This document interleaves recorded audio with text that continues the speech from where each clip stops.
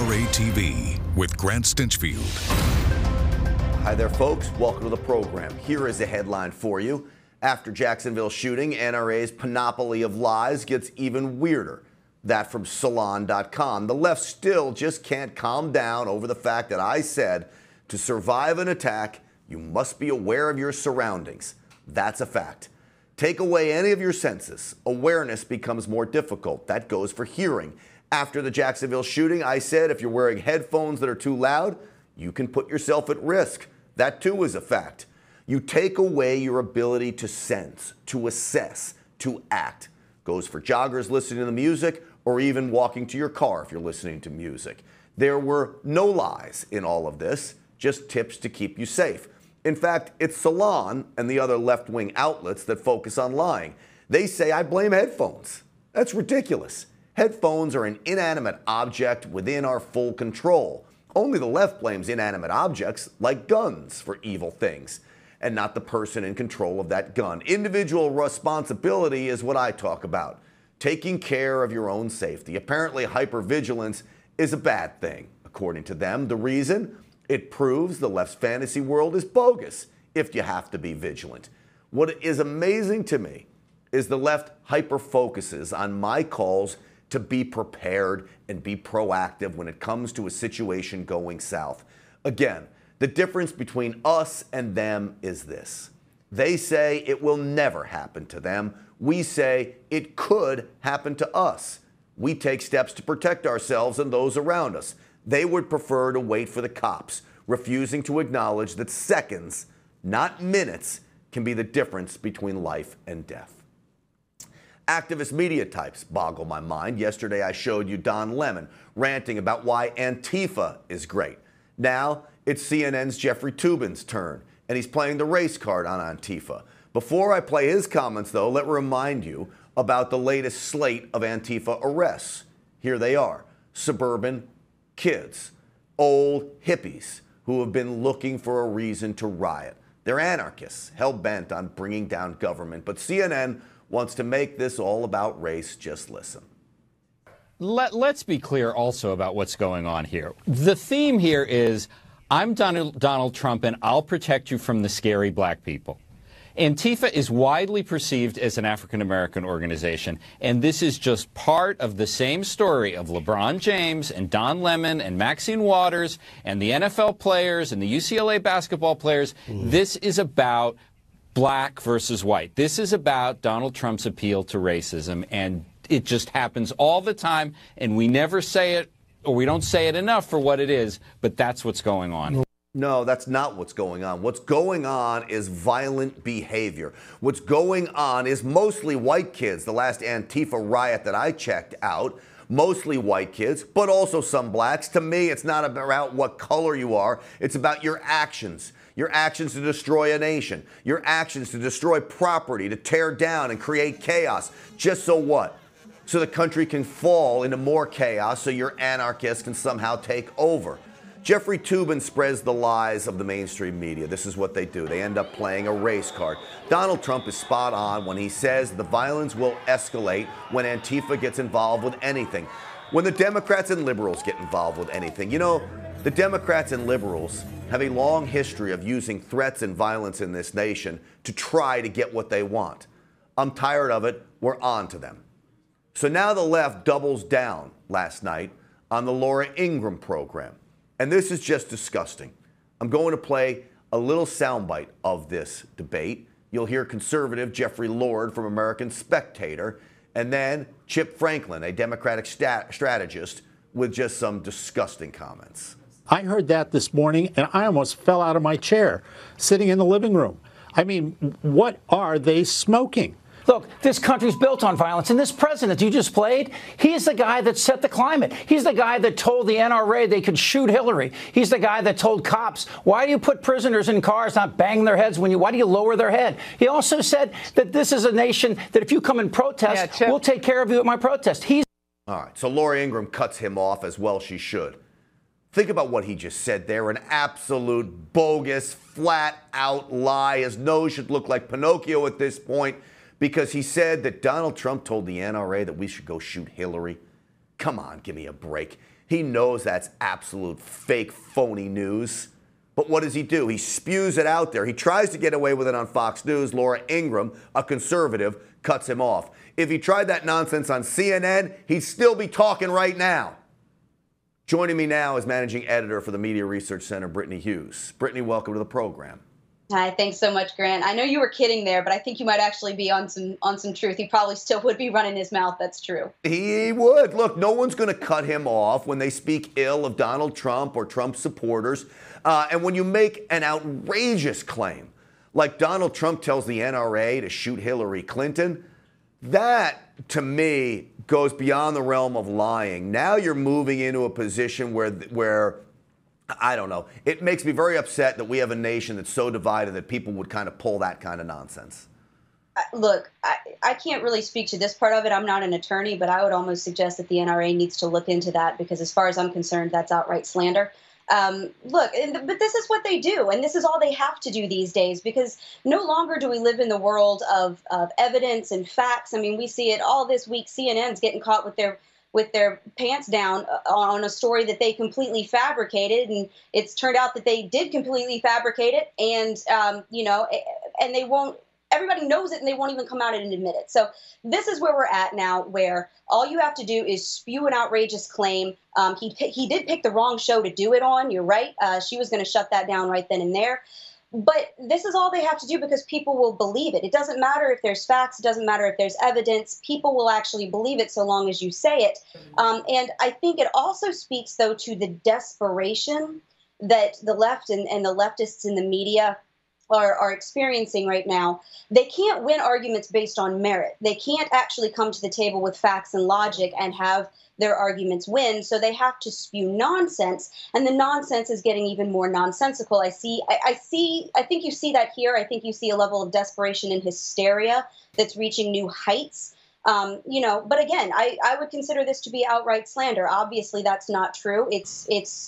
It would be laughable if it weren't so dangerous. Yeah, and that's exactly what it is. And all of this, I think, for them is pushing their base away from them. I think certainly you have some extreme members of the Democratic Party that are following their every move of these idiots. But I think everyday Democrats in America, especially heartland Democrats, would see something like this and say, you know what, even I can't take that. Or Don Lemon the other night on CNN defending Antifa, saying there's a little bit of good in every group. They're self-described anarchists. Okay, let me just run the clip of Don Lemon just for laughs. It says it right in the name, Antifa, anti-fascism, which is what they were there fighting. Listen, there's, no organization is perfect. There was some violence. No one condones the violence, but there were different reasons for Antifa and for these neo-Nazis to be there. One, racist fascists. The other group fighting racist fascists. There's a distinction there. Unbelievable.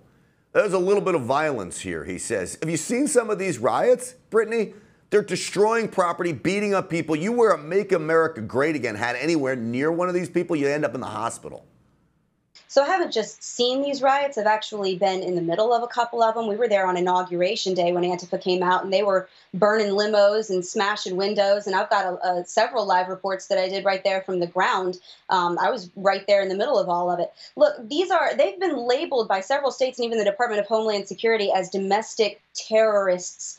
I mean, these are incredibly unhinged, very violent people. But Don Lemon seems to be taking a page out of Nancy Pelosi's book where, there's a spark of divinity in everybody, particularly those that the left wants to try to sympathize with. And, of course, he's not going to give that to the extremists on the right. And, well, he shouldn't, because there are crazy right-wing extremists that are so far outside of mainstream conservatism or anything we would consider conservatism. But this is the basic difference between the right and the left when it comes to their extremists. The right's going to come out and condemn neo-Nazis, condemn white supremacists. I mean, you saw it all the way back last year in Charlottesville. The right was coming out in droves condemning this, saying this is not okay. We do not condone this. This is all kinds of bad, and they do not represent us. The left, on the other hand, embraces theirs. They try to find the good in it. I mean, over on CNN, you've got Chris Cuomo basically saying, if you punch someone in the, are all punches equal, and absolutely not. He said, that it's okay for Antifa to punch people because, well, they're fighting the fascists. Actually what Antifa is fascist. They try to shut down free speech.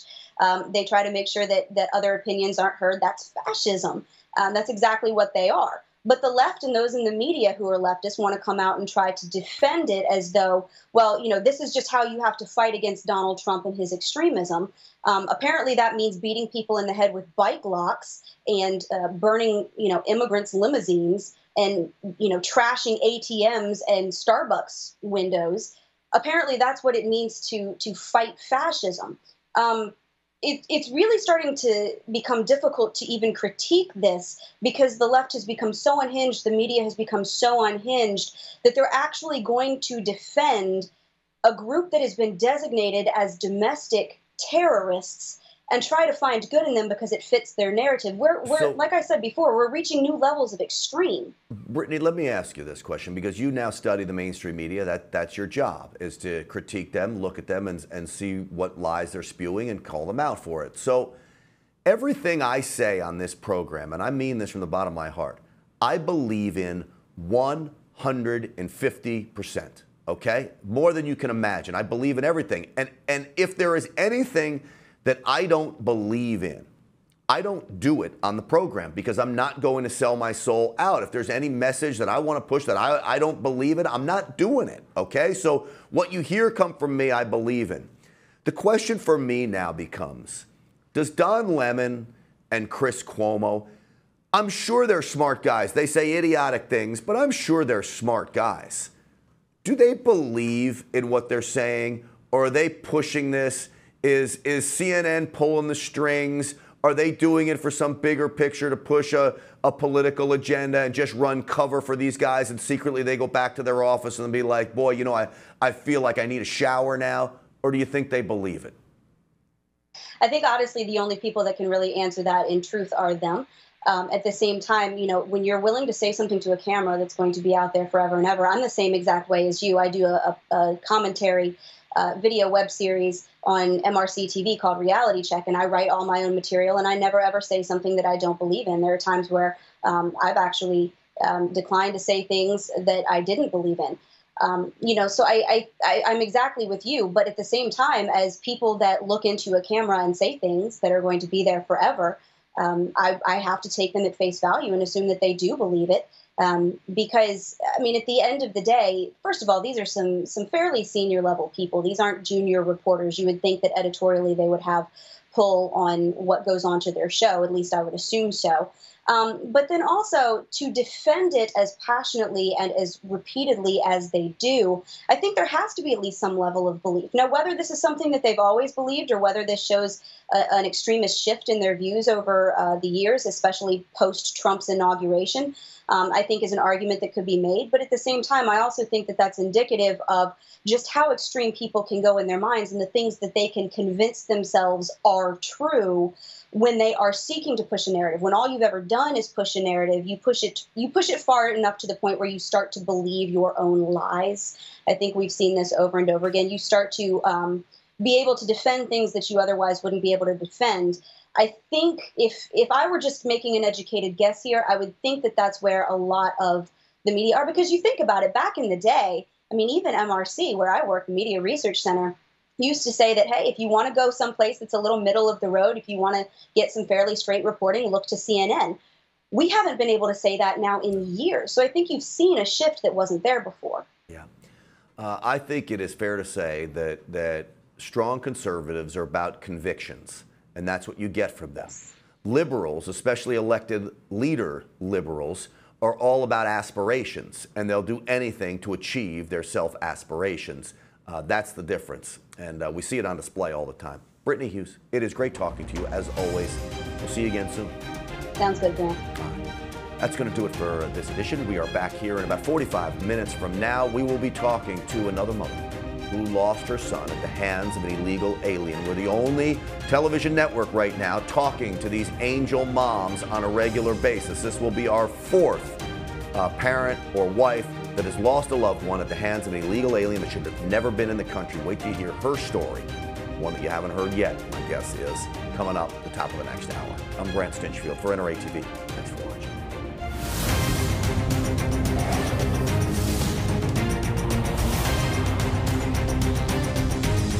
You're watching NRATV with Grant Stinchfield.